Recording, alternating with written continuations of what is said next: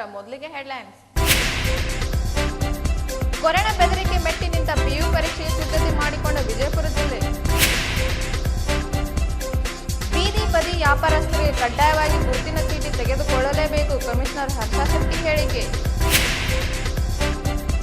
Corona ಸಂಕಷ್ಟಕ್ಕೆ ಬೀದಿ ಬದಿ ವ್ಯಾಪಾರಸ್ಥರಿಗೆ ಜಿ ಶಂಕರ್ ಟ್ರಸ್ಟ್ ವತಿಯಿಂದ ಕಿಟ್ ವಿತರಣೆ. ನಾಡು ಅರುಣ. ನಗರದಲ್ಲಿ ಕೊರೋನಾ ಪಾಸಿಟಿವ್ ಕೇಸ್ಗಳು ಬಂದೇ ಬರುತ್ತಿವೆ. ಇದರ ಮಧ್ಯೆ ಶಿಕ್ಷಣ ಇಲಾಖೆ ದ್ವಿತೀಯ ಪಿಯುಸಿ ಪರೀಕ್ಷೆ ವ್ಯಾಪಕ ಸಿದ್ಧತಾ ಕಾರ್ಯಕ್ರಮ ಕೈಗೊಂಡಿವೆ. ಜಿಲ್ಲೆಯಲ್ಲಿ ದ್ವಿತೀಯ ಪಿಯುಸಿ ಪರೀಕ್ಷೆ ವ್ಯಾಪಕವಾಗಿ ಶಿಕ್ಷಣ ಇಲಾಖೆ ಹಾಗೂ ಮಾನ್ಯ ಜಿಲ್ಲಾಧಿಕಾರಿ ಮತ್ತು ನಮ್ಮ ನೇತೃತ್ವದಲ್ಲಿ ಜರುಗುತ್ತಿರುವ ಪರೀಕ್ಷೆ ಕೊರೋನಾದಿಂದಾಗಿ ವಿದ್ಯಾರ್ಥಿಗಳಿಗೆ ಪರೀಕ್ಷೆ ಬರೆಯಲು ಯಾವುದೇ ತೊಂದರೆ ಆಗಬಾರದು. ಅದಕ್ಕೆ ಬೇಕಾದ ಕ್ರಮಗಳನ್ನು ಕೂಡ ಇವಾಗ ನಾವು ತೆಗೆದುಕೊಂಡಿದ್ದೇವೆ. ನಂತರ ಪರೀಕ್ಷೆ ಬರುವ ವಿದ್ಯಾರ್ಥಿಗಳ ಮಾಸ್ಕ್ ಕೂಡ ಕೆಲಸ ಮಾಡುತ್ತಿದೆ ಮತ್ತು ಪರೀಕ್ಷೆ ಕೊಠಡಿಯಲ್ಲಿ 12ರಿಂದ 24 ವಿದ್ಯಾರ್ಥಿಗಳು ಮಾತ್ರ ಇರುತ್ತಾರೆ. ಹಾಗೆ ವಿದ್ಯಾರ್ಥಿಯಿಂದ ವಿದ್ಯಾರ್ಥಿ ಕನಿಷ್ಠ 3.5 ಫೂಟ್ ಅಂತರವಿರುತ್ತದೆ ಮತ್ತು 17 ಹೊರ ಜಿಲ್ಲೆಯಿಂದ 4 ಬೇರೆ ರಾಜ್ಯದಿಂದ ವಿದ್ಯಾರ್ಥಿಗಳು ಬಂದಿರುತ್ತಾರೆ. ಒಟ್ಟು 23,556 ವಿದ್ಯಾರ್ಥಿಗಳು ಪರೀಕ್ಷೆ ಬರೆಯುತ್ತಿದ್ದಾರೆ ಮತ್ತು ಕಂಟೈನ್ಮೆಂಟ್ ಝೋನ್ನಿಂದ ಬಂದ ವಿದ್ಯಾರ್ಥಿ ಪ್ರತ್ಯೇಕ ಕೊಠಡಿ ಇರುತ್ತದೆ ಮತ್ತು ವಿದ್ಯಾರ್ಥಿಗಳು ಸರಿಯಾಗಿ ಬೆಳಗ್ಗೆ 8:30ಕ್ಕೆ ಹಾಜರಾಗಬೇಕೆಂದು ಹೇಳಿದರು. ದಿನಾಂಕ 18/6/2020 ನಮ್ಮ ಬಿಜಾಪುರ ಜಿಲ್ಲೆಯಲ್ಲಿ 41 ಪರೀಕ್ಷಾ ಕೇಂದ್ರಗಳಲ್ಲಿ ದ್ವಿತೀಯ ಪಿಯುಸಿ ಪರೀಕ್ಷೆಯು ಪ್ರಾರಂಭವಾಗುತ್ತದೆ. ಒಟ್ಟು 41 ಪರೀಕ್ಷಾ ಕೇಂದ್ರಗಳಲ್ಲಿ 12 ನಗರ ಪ್ರದೇಶದಲ್ಲಿ, 29 ಗ್ರಾಮೀಣ ಮತ್ತು ತಾಲೂಕು ಕೇಂದ್ರಗಳಲ್ಲಿ ಪರೀಕ್ಷಾ ಕೇಂದ್ರಗಳು ಸ್ಥಾಪಿಸಲ್ಪಟ್ಟಿವೆ. ಒಟ್ಟು 23,556 ವಿದ್ಯಾರ್ಥಿಗಳು ಈ ಆಂಗ್ಲ ಭಾಷೆಯ ಪರೀಕ್ಷೆಯನ್ನು ಎದುರಿಸುತ್ತಿದ್ದಾರೆ. ಈ ಒಂದು ಪರೀಕ್ಷೆ ಮಾನ್ಯ ನಿರ್ದೇಶಕರ, ಪದವಿ ಪೂರ್ವ ಶಿಕ್ಷಣ ಇಲಾಖೆ ಹಾಗೂ ಜಿಲ್ಲಾಧಿಕಾರಿಗಳ ಹಾಗೂ ಅಪರ ಜಿಲ್ಲಾಧಿಕಾರಿಗಳ ಮಾರ್ಗದರ್ಶನದಲ್ಲಿ ಮತ್ತು ನಮ್ಮ ಇಲಾಖೆಯ ನಿಯಮಾನುಸಾರವಾಗಿ ಈ ಪರೀಕ್ಷೆಯನ್ನು ನಡೆಸುತ್ತೇನೆ. ಕೋವಿಡ್-19 ನಿಯಮಾನುಸಾರವಾಗಿ ಪ್ರತಿ ವಿದ್ಯಾರ್ಥಿಯು ಪರೀಕ್ಷೆಗೆ ಹಾಜರಾಗುವಾಗ ಪರೀಕ್ಷಾ ಕೇಂದ್ರದ ಮುಂಭಾಗದಲ್ಲಿ ಬೆಳಿಗ್ಗೆ 8:30 ಹಾಜರಾಗಿ ಅಲ್ಲಿ ಮಾಸ್ಕನ್ನು ಹೊಂದಿ ಥರ್ಮಲ್ ಸ್ಕ್ಯಾನರ್ಗೆ ಒಳಪಟ್ಟು ಮತ್ತು ಸಾಮಾಜಿಕ ಅಂತರದಲ್ಲಿ ನಿಗದಿಪಡಿಸಿದ ನೋಂದಣಿ ಸಂಖ್ಯೆಯ ಫಲಕವನ್ನು ನೋಡಿ ತನ್ನ ಕೊಠಡಿಗೆ ವಿದ್ಯಾರ್ಥಿಯು ತೆರಳಬೇಕಾಗುತ್ತದೆ. ನಮ್ಮ ಜಿಲ್ಲೆಯಲ್ಲಿ ಒಟ್ಟು 917 ವಿದ್ಯಾರ್ಥಿಗಳು ಹೊರ ಜಿಲ್ಲೆಯಿಂದ, 4 ವಿದ್ಯಾರ್ಥಿಗಳು ಬೇರೆ ರಾಜ್ಯದಿಂದ ಪರೀಕ್ಷೆಯನ್ನು ಬರೆಯುತ್ತಿದ್ದಾರೆ. ಯಾವುದೇ ವಿದ್ಯಾರ್ಥಿಯ ಥರ್ಮಲ್ ಸ್ಕ್ಯಾನ್ನಲ್ಲಿ ಉಷ್ಣತಾಮಾನ ಹೆಚ್ಚಾದಾಗ ಅಂಥ ವಿದ್ಯಾರ್ಥಿಯನ್ನು ಪ್ರತ್ಯೇಕ ಕೋಣೆಯಲ್ಲಿ ಪರೀಕ್ಷೆಯನ್ನು ಬರೆಸಲಾಗುತ್ತದೆ. ಶೀತ, ನೆಗಡಿ, ಜ್ವರ ಇದ್ದ ವಿದ್ಯಾರ್ಥಿಗಳನ್ನು ಕೂಡ ಪ್ರತ್ಯೇಕ ಕೋಣೆಯಲ್ಲಿ ಪರೀಕ್ಷೆಯನ್ನು ಬರೆಯಲಾಗುತ್ತದೆ. ಅದೇ ರೀತಿಯಾಗಿ ನಮ್ಮ ವಿದ್ಯಾರ್ಥಿಗಳಿಗೆ ಅಗತ್ಯವಾದ ಮಾಸ್ಕ್ಗಳನ್ನು ನಮ್ಮ ಕಾಲೇಜುಗಳ ಸಂಚಿತ ನಿಧಿಯಿಂದ ಇಲ್ಲವೇ ಅವರು ಕೆಲವು ಜನಪ್ರತಿನಿಧಿಗಳು ಕೂಡ, ಕೆಲವು ಸಂಸ್ಥೆಗಳು ಕೂಡ ಆ ಮಾಸ್ಕ್ಗಳನ್ನು ನೀಡಿದ್ದಾರೆ. ಸ್ಯಾನಿಟೈಸರ್ನ್ನು ಕೂಡ ವ್ಯವಸ್ಥೆ ಮಾಡಿದ್ದಾರೆ. ಏಕೆಂದರೆ ಈ ಕೋವಿಡ್ನಲ್ಲಿ ವಿದ್ಯಾರ್ಥಿಗಳ ಸಾಮಾಜಿಕ ಅಂತರದಲ್ಲಿ ಅವರು ಪರೀಕ್ಷೆಯನ್ನು ಎದುರಿಸುವುದರಿಂದ ಎಲ್ಲ ನಿಯಮಗಳನ್ನು ನಾವು ಈ ಪರೀಕ್ಷಾ ಸಂದರ್ಭದಲ್ಲಿ ನಿಯಮಾವಳಿಗಳ ಪ್ರಕಾರ ಪಾಲಿಸುತ್ತೇವೆ. ಒಂದು ಕೊಠಡಿಯಲ್ಲಿ 12 ವಿದ್ಯಾರ್ಥಿಗಳಿಂದ 24 ವಿದ್ಯಾರ್ಥಿಗಳನ್ನು ನಾವು ನೋಂದಣಿ ಸಂಖ್ಯೆಯನ್ನು ಹಾಕಿರುತ್ತೇವೆ. ಅದರಲ್ಲಿ ಜಿಗ್ಜಾಗ್ ಮಾದರಿಯಲ್ಲಿ ಒಬ್ಬ ವಿದ್ಯಾರ್ಥಿಯಿಂದ ಇನ್ನೊಬ್ಬ ವಿದ್ಯಾರ್ಥಿಗೆ ಕನಿಷ್ಠ 3.5 ಫೂಟ್ ಅಂತರ ಇರುತ್ತದೆ. ಇನ್ನೊಬ್ಬ ವಿದ್ಯಾರ್ಥಿಗೂ ಕೂಡ 3.5 ಫೂಟ್ ಅಂತರದಲ್ಲಿ ನಾವು ಪರೀಕ್ಷಾ ಆಸನ ವ್ಯವಸ್ಥೆಯನ್ನು ಪ್ರತಿಯೊಂದು ಕೊಠಡಿಯಲ್ಲಿ ನಾವು ಮಾಡಿರ್ತೇವೆ. ಕಂಟೋನ್ಮೆಂಟ್ ಝೋನ್ನಿಂದ ಬರುವ ಮಕ್ಕಳನ್ನು ನಾವು ಪ್ರತ್ಯೇಕವಾದ ಕೋಣೆಯಲ್ಲಿ ಅವರ ಆಸನ ವ್ಯವಸ್ಥೆಯನ್ನು ಮಾಡುವಂತಹ ಒಂದು ಮಾರ್ಗದರ್ಶನ ಇಲಾಖೆಯಿಂದ ಬಂದಿದೆ. ಆ ಕಂಟೋನ್ಮೆಂಟ್ ವಿದ್ಯಾರ್ಥಿಗಳ ಪರೀಕ್ಷೆಯು ಕೂಡ ಇದೇ ವೇಳೆಯಲ್ಲಿ ನಡೆಯುತ್ತದೆ ಮತ್ತು ಆ ವಿದ್ಯಾರ್ಥಿಗಳ ಹಾಲ್ ಟಿಕೆಟ್ ಹಿಂಭಾಗದಲ್ಲಿ ಇನ್ಸಿಡೆನ್ಸ್ ಕಮಾಂಡರ್ ಇವರಿಂದ ಗುರುತಿನ ಶೀಲನ್ನು ಹಾಕಿಕೊಂಡು ಅವರು ಪರೀಕ್ಷೆಯ ಕೊಠಡಿಯನ್ನು ಪ್ರವೇಶಿಸಬೇಕಾಗುತ್ತದೆ. ನಂತರ ಬಾಲಕಿಯರ ಸರ್ಕಾರಿ ಪದವಿ ಪೂರ್ವ ಕಾಲೇಜಿನಲ್ಲಿ ದ್ವಿತೀಯ ಪಿಯುಸಿ ಪರೀಕ್ಷೆ ಪೂರ್ವ ಸಿದ್ಧತೆ ನಡೆದಿದ್ದು ಪ್ರತಿಯೊಂದು ಕೊಠಡಿಗೆ ಸ್ಯಾನಿಟೈಸರ್ ಹೊಡೆಯಲಾಗಿದೆ. ಅದೇ ರೀತಿ ಶಿಕ್ಷಣ ಇಲಾಖೆ ಹಾಗೂ ಮಾನ್ಯ ಜಿಲ್ಲಾಧಿಕಾರಿ ನಿರ್ದೇಶನ ನೇತೃತ್ವದಲ್ಲಿ ನಡೆದಿದ್ದು ನಾಳೆ ಯಾವ ವಿದ್ಯಾರ್ಥಿಗಳು ಮಾಸ್ಕ್ ಬಿಟ್ಟು ಬಂದಿರ್ತಾನೆ ಅಂತವರಿಗೆ ನಾವು ಮಾಸ್ಕ್ ವಿತರಣೆ ಮಾಡುತ್ತೇವೆ. ಕಂಟೈನ್ಮೆಂಟ್ ಝೋನ್ನಿಂದ ಬಂದ ವಿದ್ಯಾರ್ಥಿಗಳು ಪ್ರತ್ಯೇಕ ಕೊಠಡಿ ಇರುತ್ತದೆ. ವಿದ್ಯಾರ್ಥಿಗಳು ಭಯವನ್ನು ಬಿಟ್ಟು ಪರೀಕ್ಷೆ ಬರೆಯಬೇಕು. ಈ ಜವಾಬ್ದಾರಿ ನಾವು ಎಲ್ಲರೂ ಸೇರಿ ಯಶಸ್ವಿಯಾಗಿ ಪೂರ್ಣಗೊಳಿಸುತ್ತೇವೆ ಹೇಳಿದರು. ಬಾಲಕಿಯರ ಸರ್ಕಾರಿ ಪದವಿ ಪೂರ್ವ ಕಾಲೇಜಿನಲ್ಲಿ ನಾಳೆ ದಿನಾಂಕ 18/6/2020 ಆಂಗ್ಲ ಭಾಷಾ ವಿಷಯದ PUC ದ್ವಿತೀಯ ವರ್ಷದ ವಾರ್ಷಿಕ ಪರೀಕ್ಷೆ ನಡೆಯಲಿದೆ. ಈ ವಾರ್ಷಿಕ ಪರೀಕ್ಷೆಗೆ ನಾವು ಇಲಾಖೆಯ ನಿರ್ದೇಶನದಂತೆ ಮಾನ್ಯ ಜಿಲ್ಲಾಧಿಕಾರಿಗಳು ಹಾಗೂ ಮಾನ್ಯ ಉಪನಿರ್ದೇಶಕರ ನಿರ್ದೇಶನದಂತೆ ಎಲ್ಲ ಪೂರ್ವ ತಯಾರಿಗಳನ್ನು ಮಾಡಿಕೊಂಡಿದ್ದೇವೆ. ಈಗಾಗಲೇ ಇವತ್ತಿನ ದಿನ ಬೆಳಗ್ಗೆ ವರಾಂಡದಲ್ಲಿ ಆವರಣದಲ್ಲಿ ಮತ್ತು ಒಳಗೆ ಇರತಕ್ಕಂಥ ಎಲ್ಲ ರೂಮ್ಗಳಿಗೆ ನಾವು ಸ್ಯಾನಿಟೈಸೇಷನ್ ಮಾಡಿದ್ದೇವೆ. ಜೊತೆಗೆ ವಿದ್ಯಾರ್ಥಿಗಳು ಯಾರಾದರೂ ನಾಳೆ ದಿವಸ ಮಾಸ್ಕ್ ಧರಿಸ್ಕೊಂಡು ಬರಲಿಕ್ಕೆ ಹೇಳಿದ್ದು, ಯಾರಾದರೂ ಮರೆತು ಬಂದಿದ್ದರೆ ಅವರಿಗೆ ಮಾಸ್ಕನ್ನು ಕೊಡುವಂಥ ವ್ಯವಸ್ಥೆಯನ್ನು ಮಾಡಿದ್ದೇವೆ. ಮತ್ತು ಗೇಟ್ನಲ್ಲಿಯೇ ಎಲ್ಲ ವಿದ್ಯಾರ್ಥಿಗಳಿಗೆ ಕೈಗೆ ಸ್ಯಾನಿಟೈಸೇಷನ್ ಮಾಡಿ ಒಳಗಡೆ ಬಿಡುವಂಥ ವ್ಯವಸ್ಥೆಯನ್ನು ಮಾಡಿದ್ದೇವೆ. ಆಮೇಲೆ ಈಗ ಅಲ್ಲಿ ನಿಂತುಕೊಂಡು ಥರ್ಮಲ್ ಸ್ಕ್ಯಾನರ್ ಅಥವಾ ಗನ್ನದಿಂದ ವಿದ್ಯಾರ್ಥಿಗಳ ತಾಪಮಾನವನ್ನು ಅಳತೆ ಮಾಡಿ ಅವರನ್ನು ಒಳಗೆ ಕರೆದುಕೊಂಡು ಕೊಠಡಿಗೆ ಕಳಿಸುವಂಥ ಒಂದು ವ್ಯವಸ್ಥೆಯನ್ನು ಮಾಡಿದ್ದೇವೆ. ಮತ್ತು ಯಾರಾದರೂ ಜ್ವರ, ಕೆಮ್ಮು, ನೆಗಡಿ ಇತ್ಯಾದಿಯಿಂದ ಬಳಲತಕ್ಕಂಥ ವಿದ್ಯಾರ್ಥಿಗಳಿದ್ದರೆ ಅವರಿಗೆ ಒಂದು ಪ್ರತ್ಯೇಕ ಕೋಣೆಯನ್ನು, ಕೊಠಡಿಯನ್ನು ಸಹಿತ ವ್ಯವಸ್ಥೆ ಮಾಡಿದ್ದೇವೆ. ಎಲ್ಲ ಸಿಬ್ಬಂದಿಯು ಸಹಿತ ಹೊರಗಡೆ ನಿಂತುಕೊಂಡು ವಿದ್ಯಾರ್ಥಿಗಳಿಗೆ ಮಾರ್ಗದರ್ಶನವನ್ನು ಮಾಡ್ತಾರೆ. ವಿದ್ಯಾರ್ಥಿಗಳು ಪರೀಕ್ಷೆ ಬರೀಲಿಕ್ಕೆ ಏನು ಬರ್ತಾ ಇದ್ದಾರೆ ನಾಳೆ ಯಾವುದೇ ರೀತಿಯಾದಂಥ ಆತಂಕ ಪಡ್ತಕ್ಕಂಥ ಅವಶ್ಯಕತೆ ಇಲ್ಲ. ನಾವೆಲ್ಲ ಶಿಸ್ತುಬದ್ಧ ವ್ಯವಸ್ಥೆಯನ್ನು ಮಾಡಿಕೊಂಡಿದ್ದೇವೆ. ಮತ್ತು ಕಂಟೈನ್ಮೆಂಟ್ ಝೋನ್ದಿಂದ ಯಾರಾದರೂ ಬರ್ತಾ ಇದ್ದರೆ ಅಂಥವರು ನಮಗೆ ಮಾಹಿತಿಯನ್ನು ಕೊಡಬೇಕು. ಅಂಥವರಿಗೆ ಒಂದು ಪ್ರತ್ಯೇಕ ಕೊಠಡಿ ವ್ಯವಸ್ಥೆಯನ್ನು ಮಾಡಿದ್ದೇವೆ. ಕೊಠಡಿ ಮೇಲ್ವಿಚಾರಕರು, ಕಾಲೇಜು ಸಿಬ್ಬಂದಿ ಎಲ್ಲರೂ ಕೂಡಿ ನಾವು ಈ ನಾಳೆ ನಡೆಯತಕ್ಕಂಥ ಇಂಗ್ಲೀಷ್ ಪರೀಕ್ಷೆಯನ್ನು ಅತ್ಯಂತ ಯಶಸ್ವಿಯಾಗಿ ನಾವು ನಡೆಸ್ತೇವೆ ಅನ್ನುವಂಥ ಒಂದು ಭರವಸೆಯನ್ನು ಕೊಡ್ತಾ ಇದ್ದೇವೆ.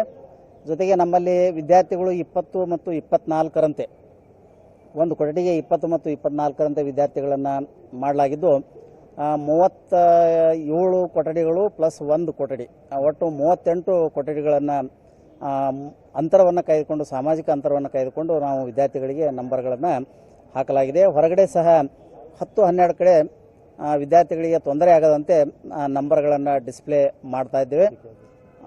ಮತ್ತು ಎಲ್ಲ ಪೂರ್ವ ತಯಾರಿಯೊಂದಿಗೆ ನಾವು ಸಕಲ ಸಿದ್ಧತೆಯೊಂದಿಗೆ ಪರೀಕ್ಷೆಯನ್ನು ಎದುರಿಸಲಿಕ್ಕೆ ಸಿದ್ಧವಾಗಿದ್ದೇವೆ. XC2315 ಅನ್ನುವಂಥ ಈ ಕೇಂದ್ರ ಬಾಲಕಿಯರ ಸರ್ಕಾರಿ ಪದವಿ ಪೂರ್ವ ಕಾಲೇಜು, ಇಲ್ಲಿ ಸುಮಾರು 7 ಕಾಲೇಜುಗಳ ಟ್ಯಾಗ್ನಿಂದ ಇದ್ದು ಎಲ್ಲ ರೀತಿಯ ಸಿದ್ಧತೆಗಳನ್ನು ನಾವು ಇಲ್ಲಿ ಮಾಡಿಕೊಂಡಿದ್ದೇವೆ.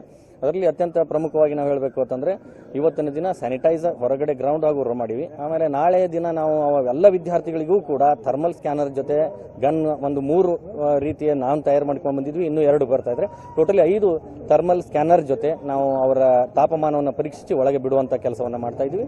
ಜೊತೆಗೆ ಅವರಿಗೆ ಹ್ಯಾಂಡ್ ಸ್ಯಾನಿಟೈಸ್ ಮಾಡುವಂತಹದ್ದು ಕೂಡ ನಾವು ಮಾಡ್ತಾ ಇದ್ದೀವಿ. ಇದಿಷ್ಟು ಅಲ್ಲದೆ ಈಗ ಎಲ್ಲ ವಿದ್ಯಾರ್ಥಿಗಳಿಗೆ ಮಾಸ್ಕ್ ಅನ್ನು ನಾವು ತೆಗೆದುಕೊಂಡು ಬರಲಿಕ್ಕೆ ಹೇಳಿವಿ. ಅಕಸ್ಮಾತ್ ಯಾರಾದರೂ ಬಿಟ್ಟು ಬಂದ್ರೆ ಅವರಿಗೂ ಕೂಡ ವ್ಯವಸ್ಥೆಯನ್ನು ನಾವು ಮಾಡ್ಕೊಂಡಿದ್ವಿ.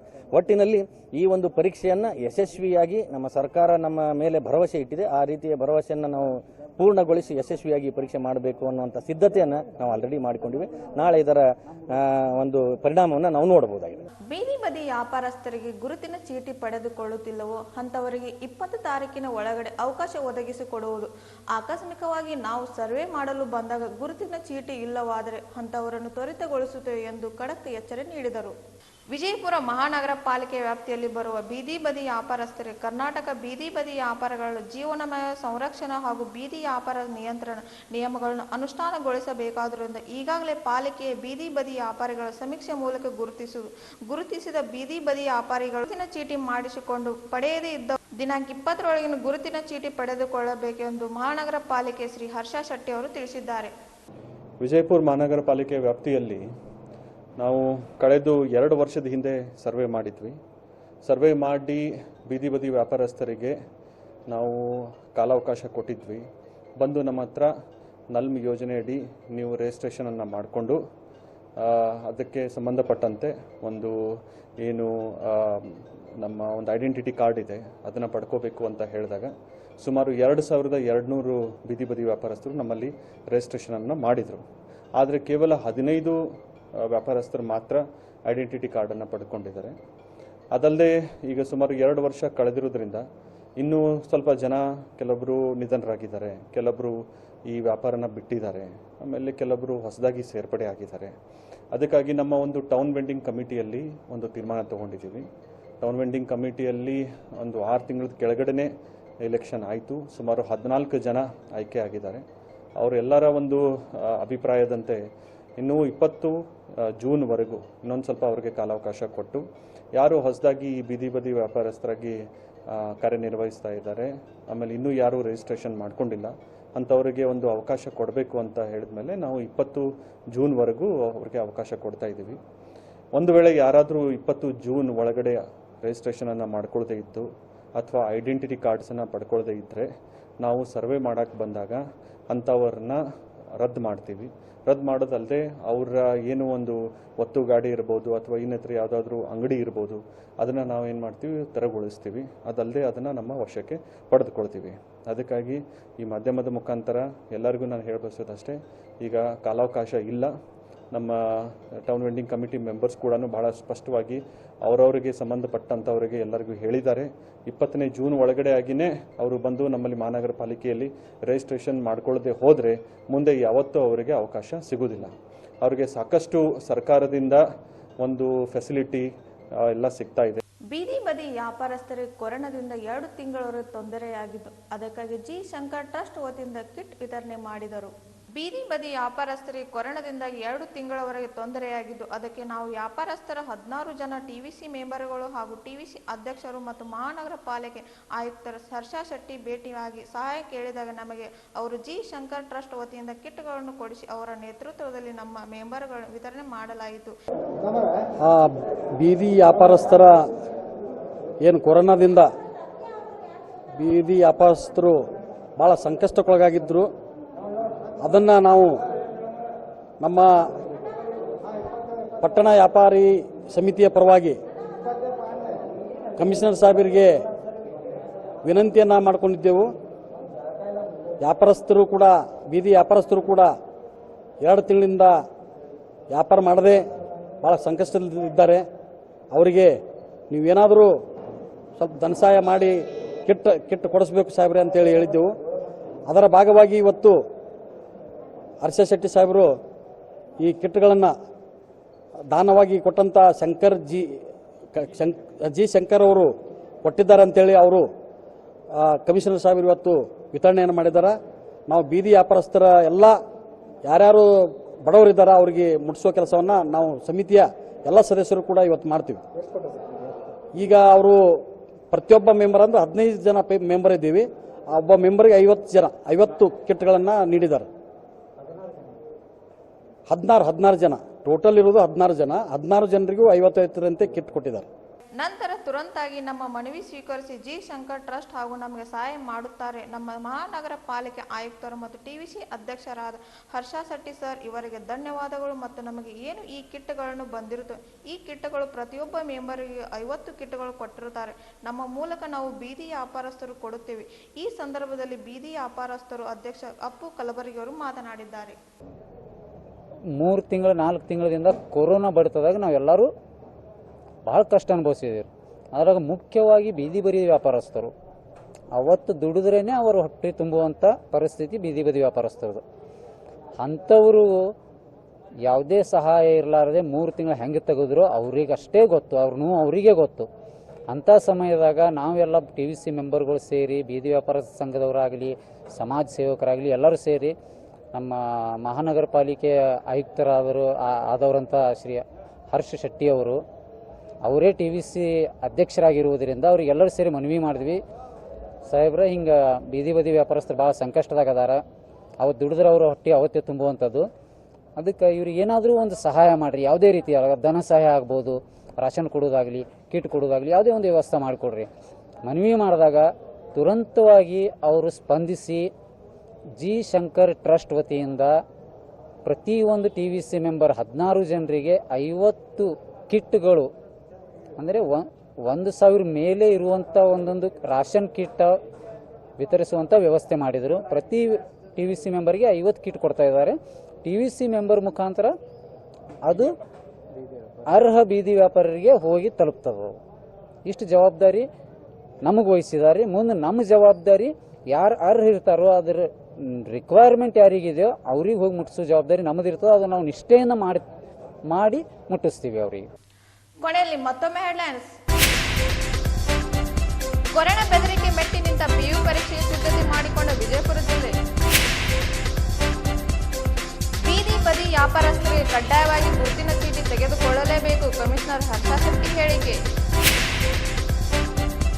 ಕೊರೋನಾ ಸಂಕಷ್ಟಕ್ಕೆ ಬೀದಿ ಬದಿ ವ್ಯಾಪಾರಸ್ಥರಿಗೆ ಜಿ ಶಂಕರ್ ಟ್ರಸ್ಟ್ ವತಿಯಿಂದ ಕಿಟ್ ವಿತರಣೆ. ನಿರಂತರವಾಗಿ ನೋಡ್ತಾ ಇರಿ ಐ ನ್ಯೂಸ್, ಉತ್ತಮ ಬೆಳೆಗಾಗಿ.